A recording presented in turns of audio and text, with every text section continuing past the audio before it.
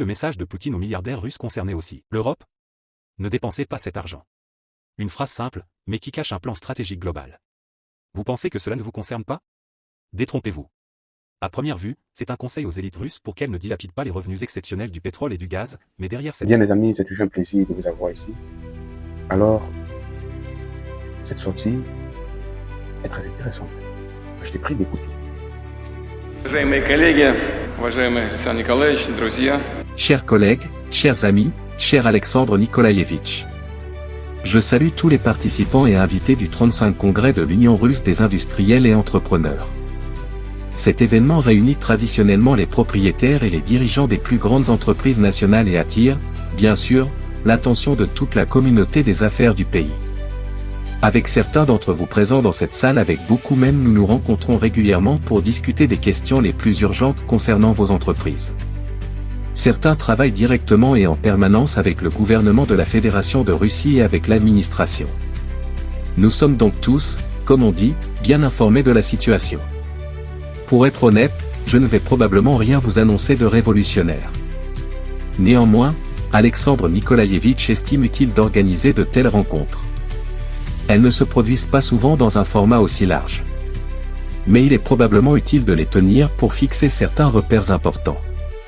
Le format de ce congrès permet en effet de discuter des questions actuelles qui jouent un rôle essentiel pour les affaires, pour l'amélioration du climat d'investissement et pour formuler des idées ainsi que des orientations concernant la coopération future entre l'État et les milieux économiques. Un tel dialogue constructif, orienté vers les résultats, existe déjà entre l'Union des industriels et entrepreneurs, d'autres associations professionnelles, les autorités publiques et les institutions de la société civile. Il a, comme on dit, résisté à l'épreuve du temps. Alexandre Nikolaïevitch vient d'ailleurs de rappeler certains moments où nous avons travaillé ensemble de manière très intense, notamment dans les années difficiles de la fin du siècle dernier et lors de la relance de l'économie russe au début du nouveau siècle. Une coopération confiante et approfondie entre l'État et les entreprises est particulièrement importante aujourd'hui, alors que dans le monde entier le niveau d'incertitude et même de tension sur les marchés mondiaux a fortement augmenté. Nous connaissons tous les événements depuis 2014, lorsque la Russie a été contrainte, j'ai déjà eu l'occasion de le dire, de prendre toutes les mesures nécessaires pour protéger nos citoyens. À l'époque en Crimée, puis plus tard dans le sud-est de l'Ukraine. Après cela ont suivi des sanctions illégales. Je souligne qu'elles sont illégales, car elles n'ont jamais été approuvées par des décisions de l'Organisation des Nations Unies. Et aujourd'hui, le conflit armé au Moyen-Orient contribue également de plus en plus à la situation actuelle. Il provoque des perturbations importantes dans les chaînes logistiques, industrielles et de coopération internationale. Des secteurs entiers se trouvent touchés, l'extraction et la transformation des hydrocarbures, les métaux, la production d'engrais et de nombreux autres produits. Les conséquences du conflit au Moyen-Orient sont encore difficiles à prévoir avec précision. D'ailleurs, il me semble que même les parties impliquées dans ce conflit ne peuvent pas les prévoir. Pour nous, c'est encore plus difficile. Mais nous devons vivre dans les conditions créées par ces événements. Certaines analyses comparent déjà cette situation à l'épidémie de coronavirus. Je rappelle que celle-ci avait fortement ralenti le développement de toutes les régions et de tous les continents sans exception. Les événements auxquels la communauté internationale est confrontée ces dernières années montrent que les bouleversements dans le commerce, l'investissement et les relations internationales deviennent plus fréquents. Ils deviennent une nouvelle réalité et accompagnent la transition de l'économie mondiale vers un nouvel état. Pour répondre aux défis de notre époque, la Russie doit être forte. Nous en parlons régulièrement. Elle doit être unie dans la compréhension de ses intérêts nationaux, dans la résolution des tâches actuelles et dans la poursuite de ses objectifs stratégiques de développement. Malgré les difficultés objectives et les restrictions artificielles imposées contre notre pays, nous parvenons à maintenir la stabilité macroéconomique, à assurer une dynamique stable et prévisible de l'inflation et du chômage. Avec la communauté entrepreneuriale, nous travaillons à garantir la croissance économique et à résoudre les problèmes sociaux. Je souhaite profiter de cette occasion pour remercier les membres de l'Union des industriels et entrepreneurs, les collectifs de vos entreprises et de vos usines pour leur contribution quotidienne au renforcement du potentiel de la Russie, pour leur participation au développement des régions et pour leur soutien à nos soldats engagés dans l'opération militaire spéciale ainsi qu'à leurs familles. Je sais que beaucoup d'entre vous s'occupent de cette question de manière constante. Merci également pour votre contribution à la renaissance économique du Donbass et de la Novorossia. Je le répète, ce type de partenariat est nécessaire pour répondre aux défis extraordinaires actuels et pour mettre l'économie russe sur une trajectoire de croissance durable à long terme dans le contexte des transformations mondiales. Ces transformations ne créent pas seulement des menaces, elles ouvrent aussi des opportunités, notamment pour les exportateurs. Aujourd'hui, alors que les prix de nos exportations traditionnelles augmentent mais que les marchés restent instables, il peut être tentant de profiter de la situation pour obtenir des revenus conjoncturels et, comme on dit, les dépenser rapidement, les distribuer en dividendes ou, pour l'État, augmenter excessivement les dépenses budgétaires. Je l'ai déjà dit publiquement et je veux le répéter devant vous, il faut faire preuve de prudence. Si aujourd'hui les marchés évoluent dans une direction, demain ils peuvent changer dans l'autre. Vous êtes tous des personnes expérimentées et compétentes. Il n'y a pas de hasard dans cette salle, et vous le comprenez parfaitement. C'est pourquoi il faut adopter une approche modérément conservatrice, à la fois dans la gestion des entreprises et dans les finances publiques. Nous suivrons cette ligne dans la gestion du budget tout en remplissant nos obligations envers les citoyens. Dans le même temps, il est important de maintenir la dynamique de développement du pays, d'améliorer la compétitivité de l'économie russe et de renforcer la position de nos entreprises sur les marchés intérieurs et extérieurs. Pour cela, il est nécessaire de renforcer notre souveraineté. Je pense que désormais plus personne ne doute de ce que signifie la souveraineté dans le monde moderne, de sa valeur et des conséquences pour les pays qui y ont renoncé en pensant que cela rendrait la vie plus facile et moins coûteuse. Le monde fonctionne autrement. Sans souveraineté, il est impossible de protéger ses intérêts fondamentaux.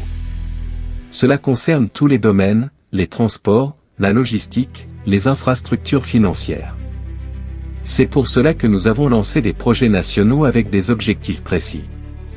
Dans le monde moderne, celui qui réussit est celui qui investit dans les innovations technologiques et améliore constamment son efficacité. Nous continuerons donc à encourager les investissements dans la modernisation des entreprises et des capacités de production sur notre propre base technologique. Nous soutiendrons particulièrement 3 technologies clés. L'intelligence artificielle, les systèmes autonomes et plateformes numériques.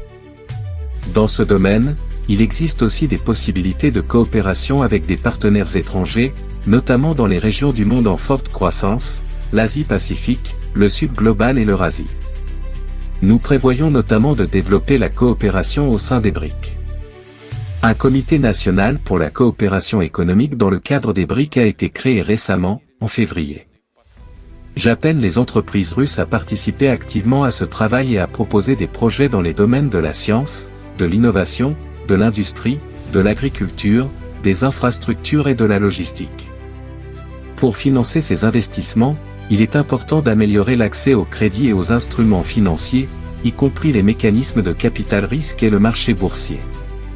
Le gouvernement travaille avec la Banque centrale dans ce sens.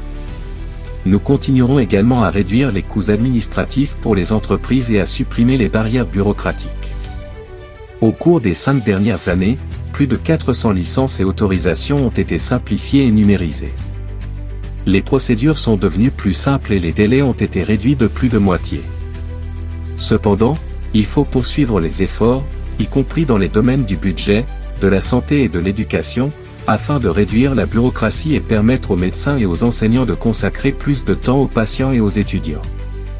Nous devons également moderniser les systèmes de contrôle et de supervision. Depuis 2019, un nouveau système a été créé avec des règles unifiées. L'objectif est de rendre les contrôles plus transparents et plus efficaces. Aujourd'hui, l'objectif n'est plus de chercher des infractions mais de les prévenir, notamment grâce à l'intelligence artificielle. Enfin, je voudrais souligner que de plus en plus d'entreprises accordent de l'importance à la protection de l'environnement, à la qualité de vie des employés et au développement des régions. Je remercie tous ceux qui travaillent dans ce sens. Je voudrais également rappeler le projet de restauration du patrimoine culturel. D'ici 2030, au moins 1000 monuments historiques domaines, bâtiments et maisons anciennes devront être restaurés et remis en activité. Je vous invite à participer à ces projets. Les investissements sont modestes, mais les résultats peuvent être très importants pour la culture et l'avenir du pays. Le message de Poutine aux milliardaires russes concernait aussi l'Europe. Ne dépensez pas cet argent. Une phrase simple, mais qui cache un plan stratégique global. Vous pensez que cela ne vous concerne pas? Détrompez-vous. À première vue, c'est un conseil aux élites russes pour qu'elles ne dilapident pas les revenus exceptionnels du pétrole et du gaz, mais derrière cette prudence se cache une stratégie économique majeure qui pourrait toucher toute l'Europe et la France. Une décision russe sur les exportations ou les investissements peut faire flamber les prix de l'énergie, augmenter le coût du chauffage, de l'électricité, et donc notre vie quotidienne. Vous pensez que cela ne vous concerne pas? Encore une fois, détrompez-vous. Poutine souligne que le monde entre dans une période de turbulence économique, comparable aux crises du coronavirus ou aux chocs financiers mondiaux. Pour la Russie, cela signifie protéger ses actifs, renforcer ses entreprises et investir dans ses technologies et sa souveraineté. Pour l'Europe, cela peut se traduire par une réorganisation des flux commerciaux et énergétiques, avec des conséquences directes sur nos industries et nos consommateurs.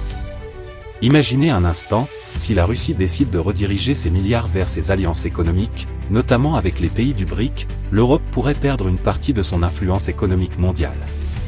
Et ce n'est pas seulement une question russe, c'est un changement potentiel dans l'équilibre économique global. Poutine met également l'accent sur la souveraineté économique. Son discours montre que céder sa souveraineté rend un pays vulnérable face aux crises et aux sanctions. Et là encore, c'est un signal pour l'Europe. La dépendance énergétique et technologique vis-à-vis de l'extérieur peut nous fragiliser, surtout face à des décisions qui échappent à notre contrôle. Mais ce n'est pas uniquement un message d'alerte, c'est aussi une leçon stratégique. Pour les Français et l'Europe, cela signifie qu'il faut investir dans des alternatives énergétiques, renforcer notre industrie et sécuriser nos chaînes logistiques, pour ne pas être pris de court par ces bouleversements globaux. Et ce n'est pas fini. Poutine insiste aussi sur l'innovation et la technologie, intelligence artificielle, systèmes autonomes, plateformes numériques.